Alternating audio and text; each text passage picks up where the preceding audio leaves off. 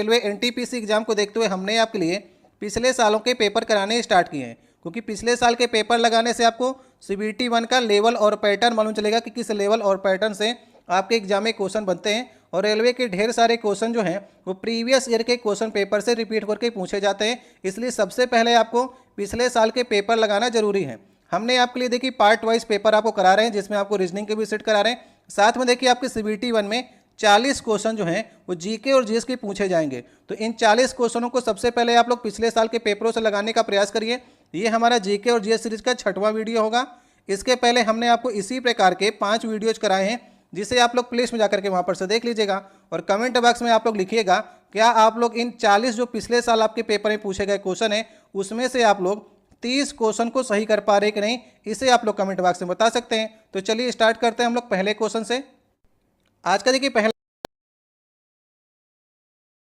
Question है, काली मिट्टी के बारे में इनमें से कौन सा कथन सही है, इसका आपको चुनाव करना है। तो नीचे आपको 4 ऑप्शन दिए गए हैं, 4 कथनों को ध्यान से पढ़िए और जो इसमें से सही आपको नजर आ रहा है उसको आपको सही करना है। तो सबसे पहले एक बार आप लोग प्रयास करिए। यहाँ पर देखिए पहले ऑप्शन में लिखा गया काली मिट्टी में फास्फोरस नाइट्रोजन की प्रचुर मात्रा पाई जाती है। ये बात बिल्कुल गलत है। काली मिट्टी में किसकी प्रचुरता होती है?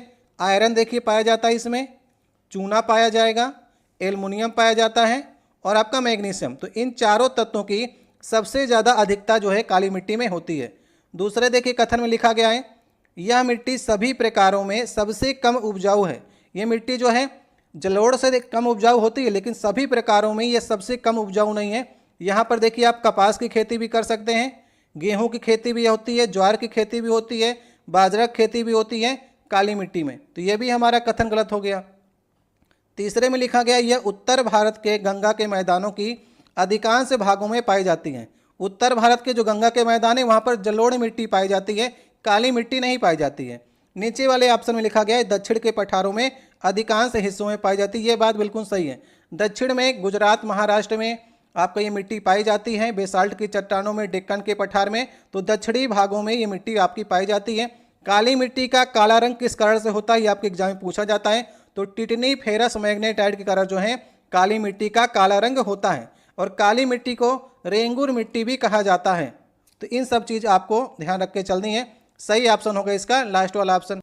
अब देखिए नेक्स्ट हमारा दूसरा नंबर क्वेश्चन है, स्वच्छ भारत मिशन के बारे में इनमें से कौन सा कथन जो है वो सत्य है? सत्य है मतलब कि 3 गलत होंगे इसमें भी और 1 इसमें सही होगा। तो चलिए चेक कर लेते हैं।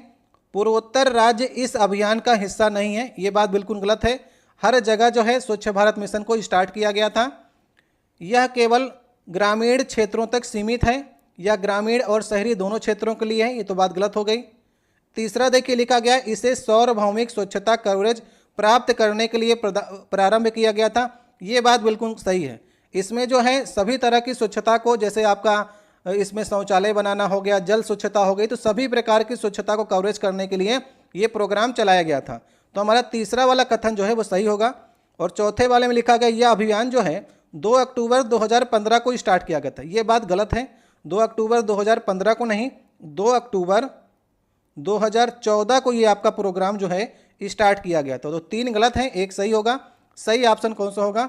सही ऑप्शन नंबर तीसरा होगा। नेक्स्ट देखिए हमारा तीसरा नंबर क्वेश्चन है, 2008 में भारत सरकार द्वारा प्रकाशित जलवायु परिवर्तन हेतु राष्ट्रीय कार्य योजना के अंतर्गत इसमें से किस मिशन की शुरुआत की गई थी? तो 2008 की योजनाएं भी रेलवे जो है अपने 2021 और 22 के एग्जाम में पूछ रहा था। तो ये योजना को आप लोग याद रखिएगा। NAPCC जो है इसका फुल फॉर्म होता है national action plan on climate change. तो क्लाइमेट चेंज के लिए 8 प्लान जो है सरकार ने 2008 में जारी किए थे। तो 8 प्लान को एक बार आप लोग नज़र डाल लीजिए। इसमें से एक आपके ऑप्शन में रखा गया है, एक जो है आपके ऑप्शन में रखा गया है national mission for sustaining the Himalayan ecosystem. Himalayan ecosystem को बचाने के लिए एक प्लान बनाया गया था। इन 8 प्लान को एक बार आप लोग देख लीजिए। इसमें आपको सोलर मिशन ही मिलेगा, वाटर मिशन मिलेगा, ग्रीन इंडिया का प्रोजेक्ट मिलेगा। तो इस प्रकार से ये 8 जो है आपके मिशन तैयार किए गए थे NAPCC के अंतर्गत। तो अभी आपके ऑप्शन में जो है इन 8 में से सिर्फ एक आपको नजर आ रहा होगा, वो तीसरा वाले ऑप्शन में है। नेक्स्ट देखिए हमारा चौथा क्वेश्चन है, निम्नलिखित में से कौन सा प्रमुख महिला सेक्स हार्मोन है? तो महिलाओं का प्रमुख जो सेक्स हार्मोन है ये बहुत बार आपके एग्जाम में पूछा जाता है, महिलाओं का भी पूछा जाता है और पुरुषों का भी पूछा जाता है। तो जब आपसे पुरुष का पूछे तो आपको सही करना है टेस्टोस्टेरोन, ये पुरुषों में पाया जाता है और महिलाओं में पाया जाता है एस्ट्रोजन। तो सही ऑप्शन होगा लास्ट वाला, महिलाओं में आपका एस्ट्रोजन और पुरुषों में टेस्टोस्टेरोन, इसे याद कर लीजिएगा। अगर इस हार्मोन की किसी भी कमी हो जाती है तो दोनों में जनन क्षमता जो है वो प्रभावित हो जाती है। नेक्स्ट देखिए क्वेश्चन है, निम्नलिखित में से कौन सा भारतीय दर्शन 6 विचारधाराओं में से एक है। तो भारतीय दर्शन में देखिए 6 विचारधाराएं हैं, जिसे हम लोग कहते हैं कौन सा दर्शन, सठ दर्शन। ठीक है, इन सभी दर्शन को आपको याद करना बहुत ज़्यादा जरूरी है। मैं आपके लिए लिख दे रहा हूं और इनके प्रवर्तक भी आपके एग्जाम में पूछे जाते हैं। तो पहला आपका है सांख्य दर्शन, फिर आपका है योग दर्शन, फिर आपका है न्याय दर्शन, फिर आपका है वैशेषिक, नेक्स्ट हमारा होगा पूर्व मीमांसा, और एक आपका लास्ट में बचता है वो आपका होगा उत्तर मीमांसा। तो इस प्रकार से 60 दर्शन जो आपके थे ये भारतीय दर्शन की विचारधाराओं में थे। तो आपके ऑप्शन में देखिए क्या लिखा गया, इसमें से आपको योग मिल रहा है तो योग सही होगा। इनके देखिए प्रवर्तक भी आपके एग्जाम में पूछे जाते हैं, उसे भी मैं आपके सामने लिख दे रहा हूँ।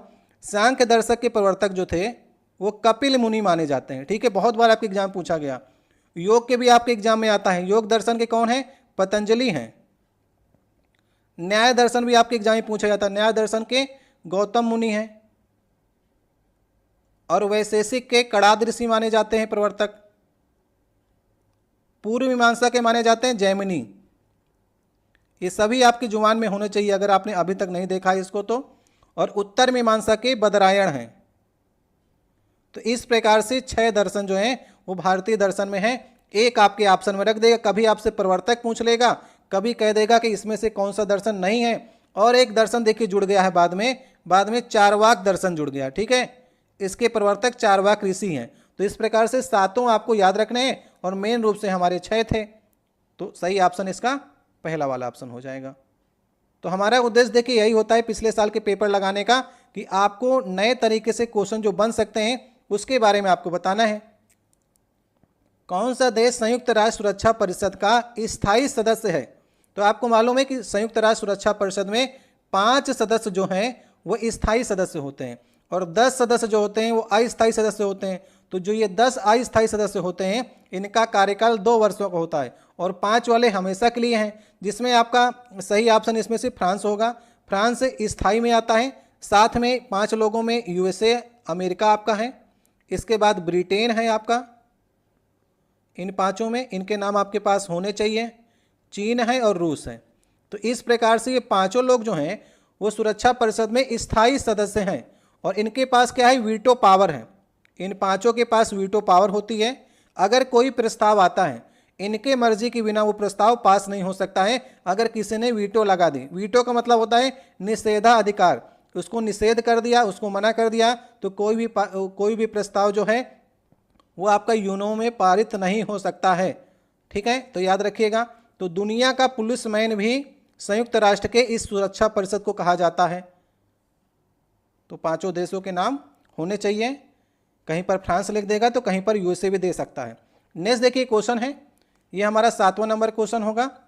हैंडबुक ऑन फिशरीज स्टैटिक्स के 13वें संस्करण के अनुसार भारत का सबसे बड़ा समुद्री मत्स्य उत्पादक राज्य कौन सा है। तो पुराने डाटा में ये 13वां संस्करण था, अभी जो है वो 16वें संस्करण का डाटा आ चुका है। तो 16वें संस्करण के अनुसार हम लोग पढ़ते हैं क्योंकि ये मत्स्य उत्पादक राज्य जो हैं ये आगे पीछे होते रहते हैं। अभी का लेटेस्ट जो डाटा आया है 16वें संस्करण का, उसमें कर्नाटक जो है वो नंबर 1 में समुद्री मत्स्य उत्पादक में आ गया है, दूसरे नंबर पर गुजरात चला गया है और तीसरे नंबर पर केरल है। ठीक है, तो ये नया वाला डाटा आप लोग याद कर लीजिएगा। 16वें संस्करण आपका आया है 2023 में। तो इनको एक बार आप लोग देख लीजिएगा क्योंकि राज्य जो हैं आगे पीछे हो जाते हैं। तो कर्नाटक अभी नंबर 1 पर है, गुजरात दूसरे नंबर पर है, केरल जो है समुद्री मछली उत्पादन में तीसरे नंबर पर है और 13वें संस्करण में गुजरात पहले नंबर पर था। नेक्स्ट देखिए 8वां नंबर क्वेश्चन है, भारत की सबसे लंबी मारक क्षमता वाली बैलास्टिक मिसाइल कौन सी है? ये 8वां नंबर क्वेश्चन है। सबसे ज़्यादा जिसकी मारक क्षमता हो, मतलब सबसे दूरी तक कौन जा सकती है? तो सही ऑप्शन होगा अग्नि 5 जो मिसाइल है, इसकी रेंज जो है वो 5000 किलोमीटर से लेकर के 8000 किलोमीटर तक है। ठीक है, तो सबसे ज़्यादा मारक क्षमता इसी की है। नाग मिसाइल की बात करेंगे तो नाग मिसाइल जो है वो एंटी टैंक मिसाइल है, जिसकी रेंज लगभग 4 किलोमीटर तक है। ब्रह्मोस मिसाइल की रेंज जो है वो 300 से लेकर के 500 किलोमीटर की रेंज जो है वो ब्रह्मोस मिसाइल जो है कवर करती है, और ये एक प्रकार की सुपरसोनिक क्रूज मिसाइल है। आकाश 3 जो है वो लगभग 25 किलोमीटर की उसकी रेंज है। तो सबसे ज़्यादा मारक क्षमता किसकी है?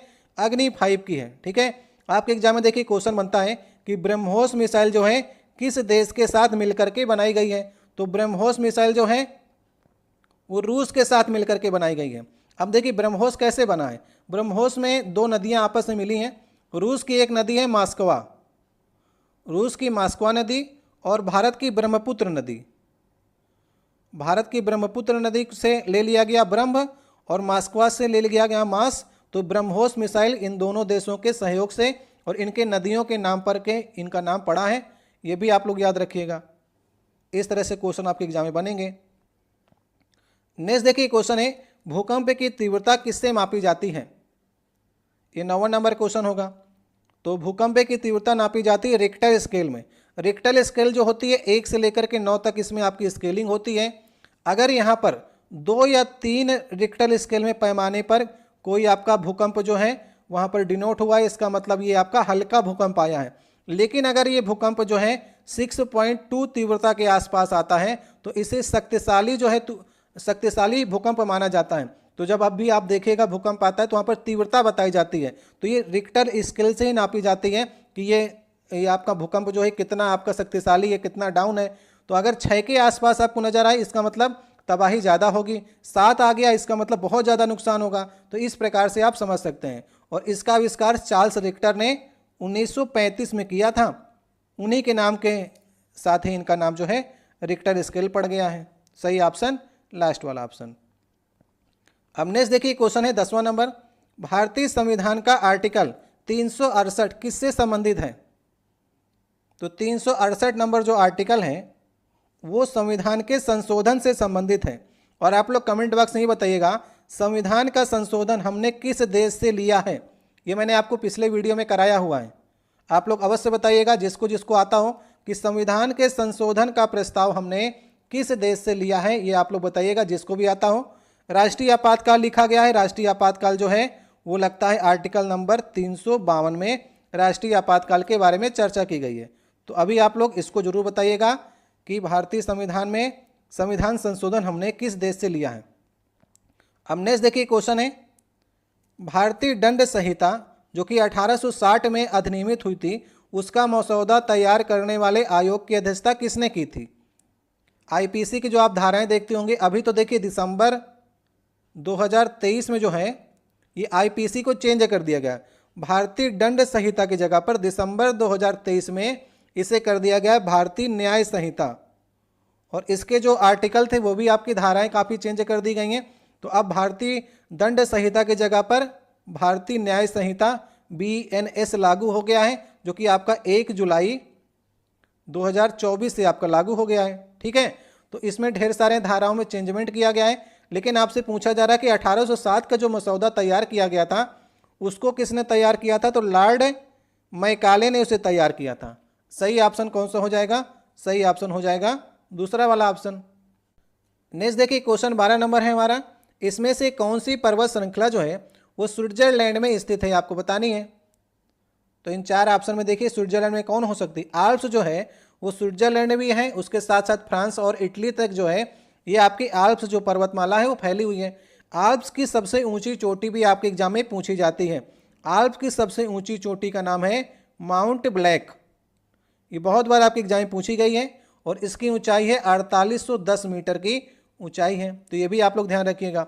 यूराल पर्वत और काकेकस जो पर्वत चोटी है ये एशिया और यूरोप को अलग करती है। और प्रेनीज जो आपका लिखा गया है, ये प्रेनीज जो है ये फ्रांस और स्पेन में पाई जाती है आपकी। ठीक है, तो इसे भी आप लोग एक बार देख लीजिएगा।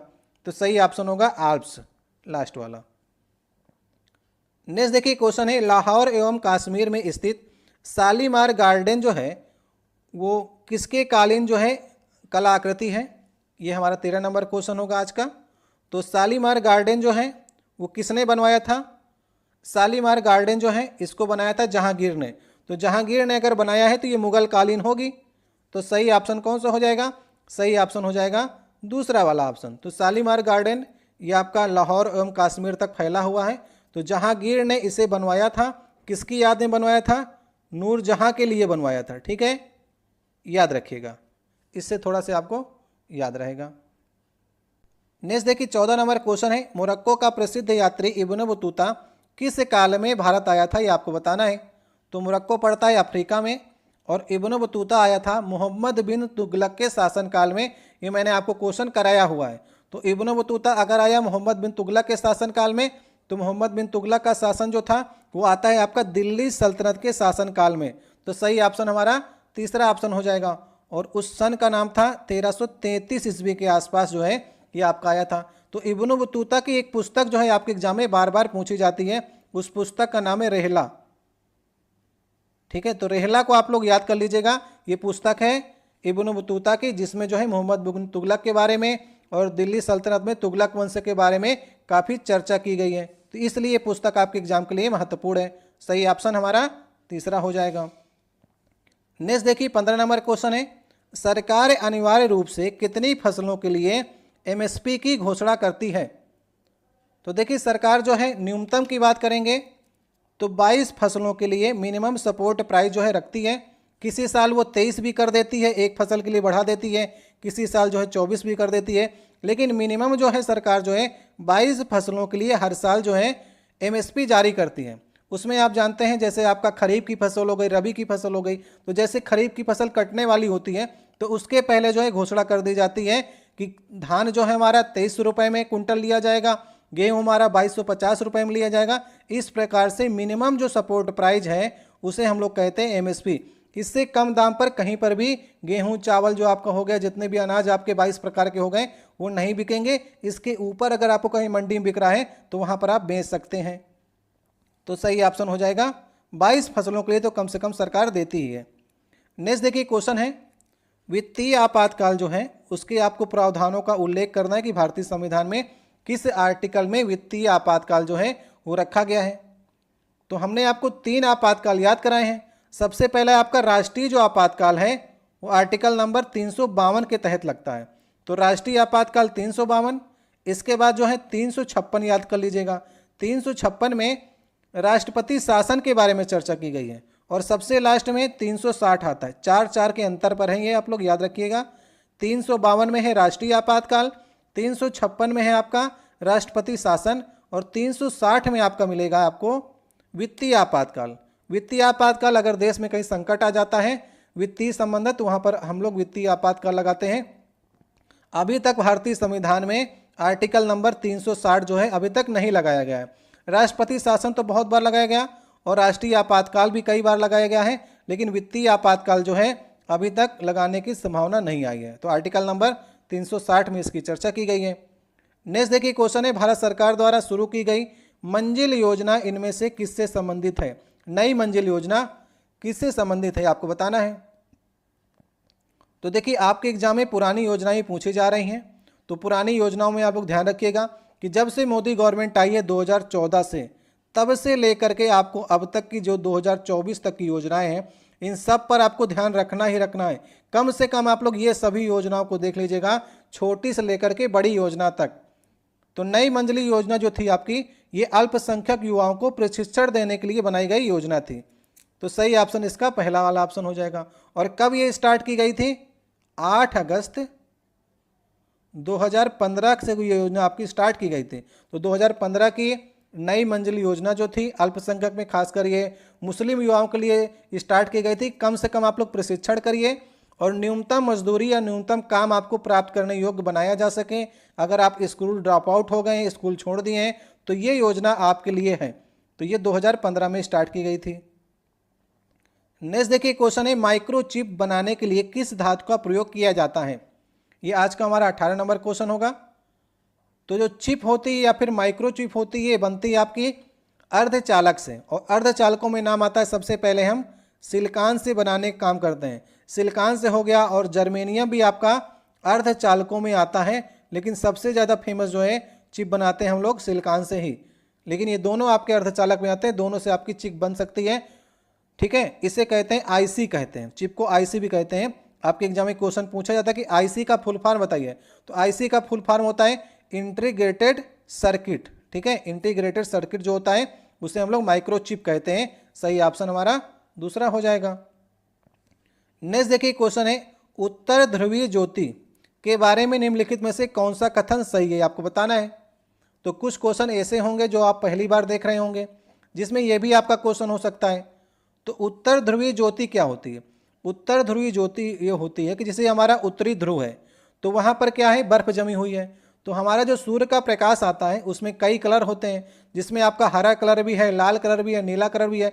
तो इनसे एक मिश्रण उत्पन्न होकर के एक ज्योति उत्पन्न होती है, उसी को हम लोग कहते हैं उत्तर ध्रुवीय ज्योति। तो इसका सही ऑप्शन होगा, ये पृथ्वी के आकाश में दिखाई देने वाला एक सुंदर प्राकृतिक प्रकाश है, उसी को हम लोग कहते हैं उत्तर ध्रुवीय ज्योति। ठीक है, समझ गए आप लोग। नेक्स्ट देखिए 20 नंबर क्वेश्चन है, इनमें से कौन सा पुरस्कार भारत में खेलों और प्रतिस्पर्धाओं में कोचों को दिया जाता है? देखिए कोच हमारे गुरु होते हैं, और गुरु को अगर हम कोई अवार्ड देंगे तो वो द्रोणाचार्य के नाम से देंगे। तो द्रोणाचार्य अवार्ड जो होता है वो कोचों को दिया जाता है। गोल्डन बूट जो पुरस्कार है, ये अगर आप फुटबॉल में सबसे ज़्यादा गोल करते हैं कोई खिलाड़ी, तो गोल्डन बूट पुरस्कार उसे दिया जाता है। वीर चक्र तो मालूम है आपको, सेना में शौर्य और बलिदान के लिए जो है वो वीर चक्र प्रदान किया जाता है। और अर्जुन अवार्ड जो है ये खिलाड़ियों को दिया जाता है। तो आपसे कोचों को पूछा था, तो सही ऑप्शन होगा द्रोणाचार्य अवार्ड। नेक्स्ट देखिए हमारा 21 नंबर क्वेश्चन है, बैगन का एक आनुवांशिक संशोधित प्रारूप विकसित किया गया था, इसका उद्देश्य क्या था, आपको बताना है। तो देखिए बैगन में कीड़े बहुत लग रहे थे, तो बैगन के बीज को हमने लिया जिसमें कीड़े लग रहे थे, उसको प्रयोगशाला में ले जाकर के उसके जीन में हम लोगों ने परिवर्तन करके नया बीज उत्पन्न किया, जिसे हम लोग बीटी बैगन के नाम से भी जानते हैं। तो नए वाले बीज में जो था वो कीट प्रतिरोधी बना दिया कि अब ये बीज डालेंगे तो बैगन के अंदर कीड़े नहीं लगेंगे। तो हमारा लक्ष्य जो था संशोधित करने का, वो सही ऑप्शन होगा कीट प्रतिरोधी बनाना।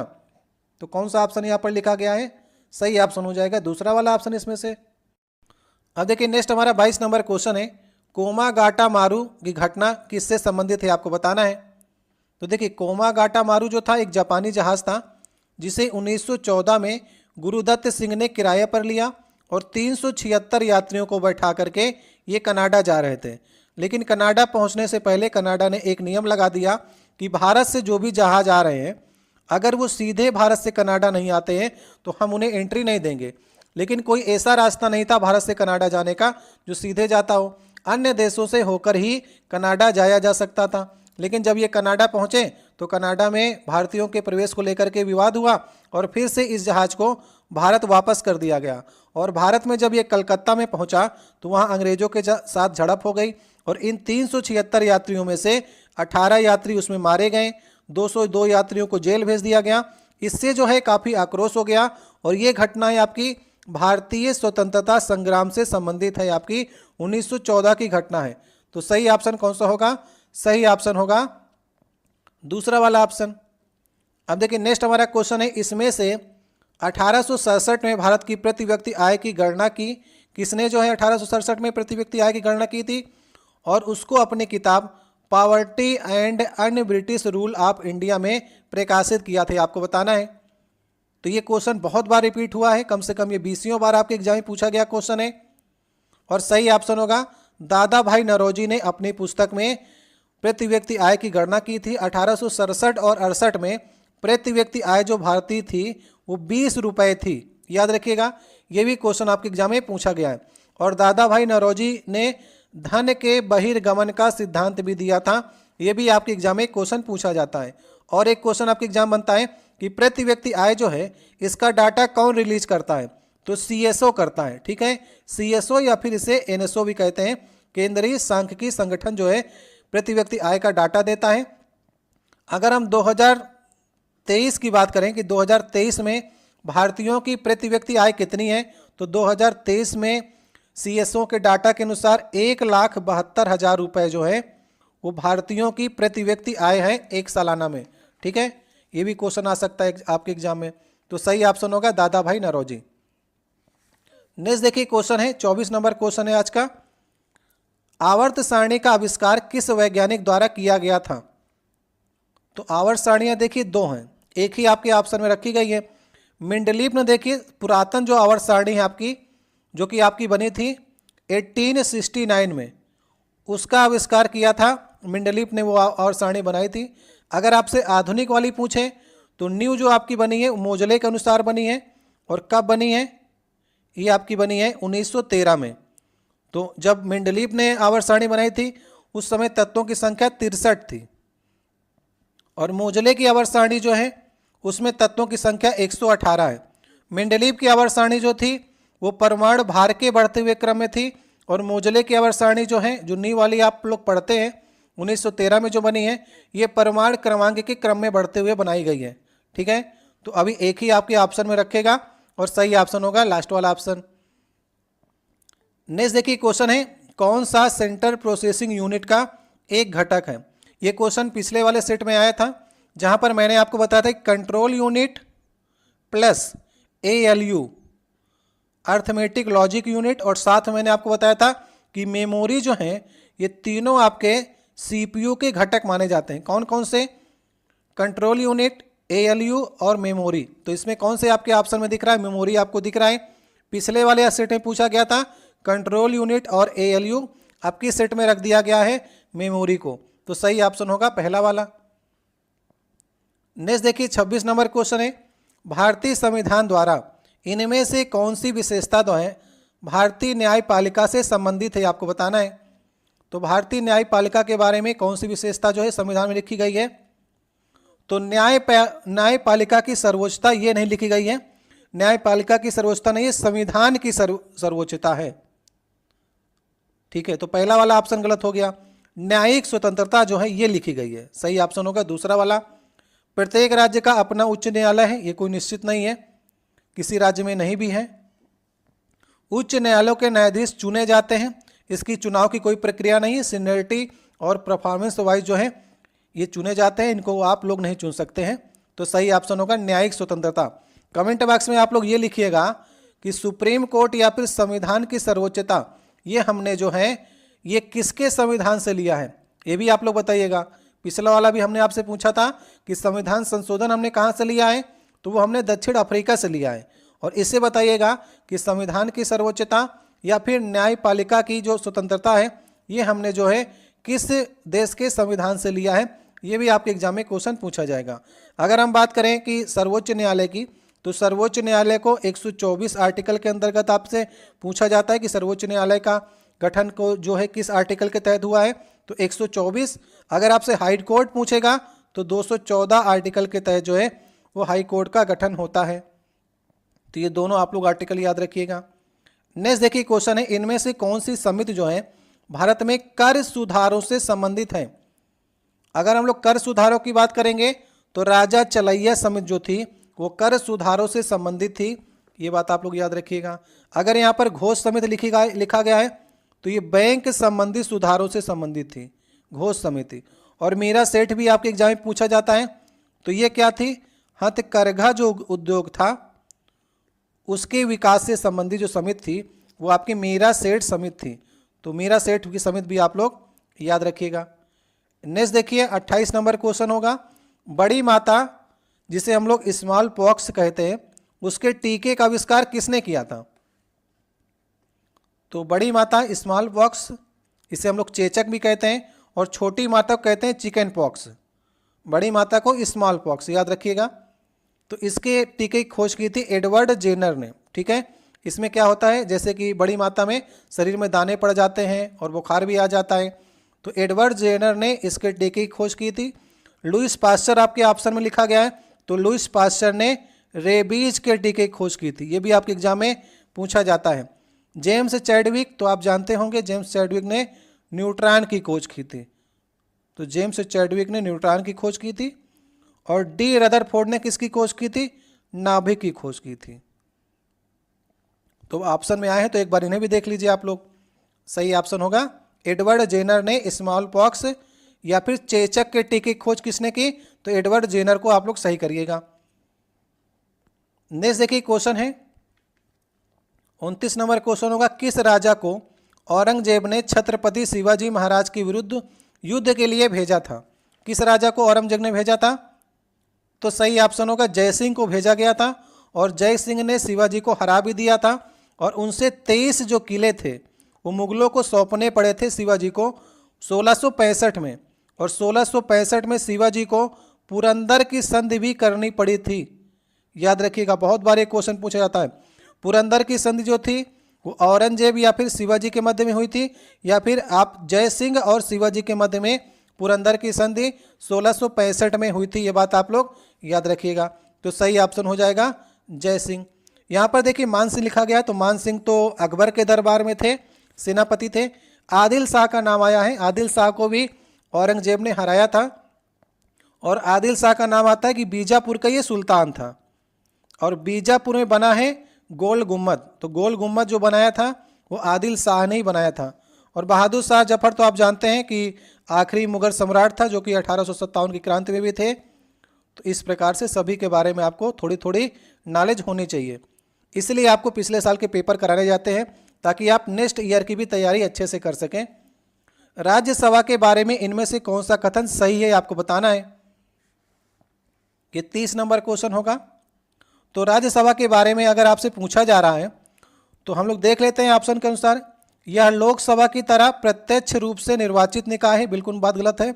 इसमें चुनाव नहीं होते, जैसे हम लोग लोकसभा और विधानसभा में वोट डालने जाते हैं, तो इसमें लोकसभा की तरह प्रत्यक्ष नहीं होते, अप्रत्यक्ष रूप से होते हैं। राज्यसभा का कार्यकाल 6 वर्ष का होता है, तो राज्यसभा का कार्यकाल 6 वर्ष का नहीं होता। राज्यसभा सदस्य का कार्यकाल जो है वो आपका 6 वर्ष का होता है। याद रखिएगा, ये बात बड़ी गलत हो गई। राज्यसभा संसद का निम्न सदन नहीं है, ये उच्च सदन है, तो ये बात भी गलत हो गई।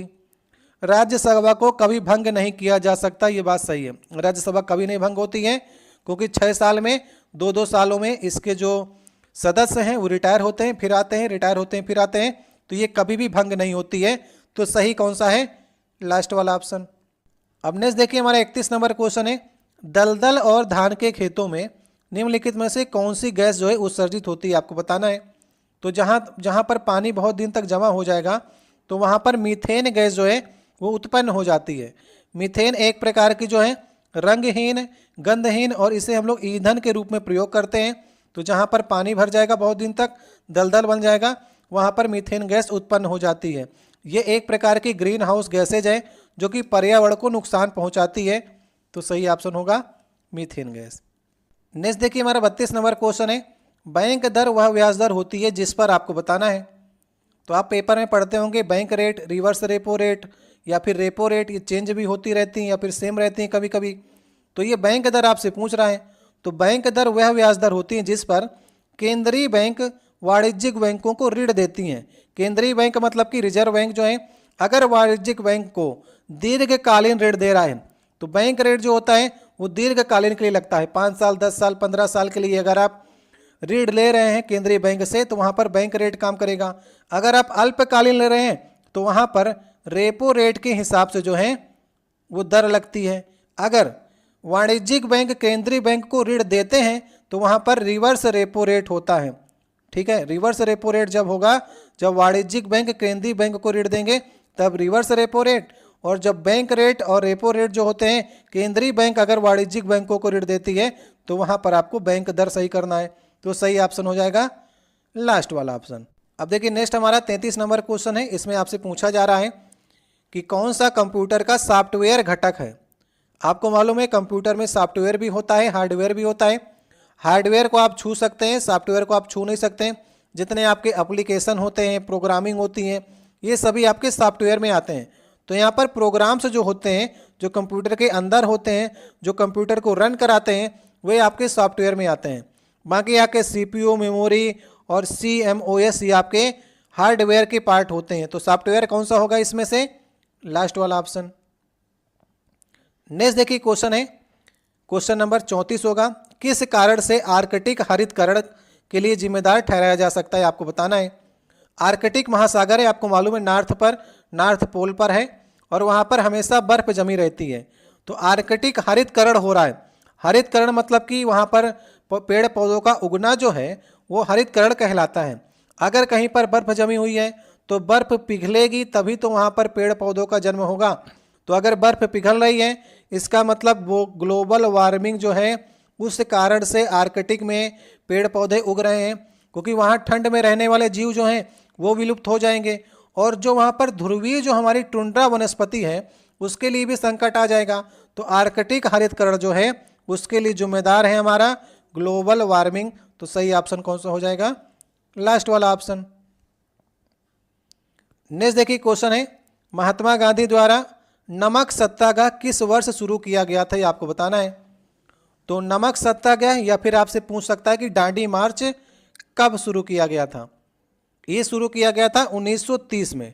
तो 12 मार्च 1930 में गांधी जी जो थे वो साबरमती आश्रम से अपने 78 अनुयायियों के साथ में दांडी मार्च के लिए चले थे। तो साबरमती से दांडी के लिए यात्रा निकाली गई थी और ये दांडी पहुंची 24 दिन बाद 5 अप्रैल 1930 को दांडी पहुंच करके गांधी जी ने नमक का ढेला उठा करके उसे तोड़ा और नमक कानून को तोड़ा। इसी को कहते हैं नमक सत्याग्रह। इसे गांधी जी ने इसलिए स्टार्ट किया था कि वायसराय इरविन के सामने जो है गांधी जी ने अपनी 11 मांगे रखी थी। जब 11 मांगों को नहीं माना गया तब गांधी जी ने ये दांडी मार्च निकाला था और नमक पर जो टैक्स लग रहा था उसको कम करने के लिए, उसको ख़त्म करने के लिए ये आपका नमक सत्याग्रह जो था इसे दांडी मार्च के नाम से भी जानते हैं। तो सही ऑप्शन होगा ये 1930 में किया गया था। नेक्स्ट देखिए क्वेश्चन है, इनमें से कौन से 2 क्षेत्र जो हैं भारत के प्रमुख जैव विविधता स्थल हैं। ये 2 ही आपसे क्षेत्र जो हैं हॉट स्पॉट आपसे पूछे जाते हैं। तो सही ऑप्शन होगा पश्चिमी घाट एवं पूर्वी हिमालय।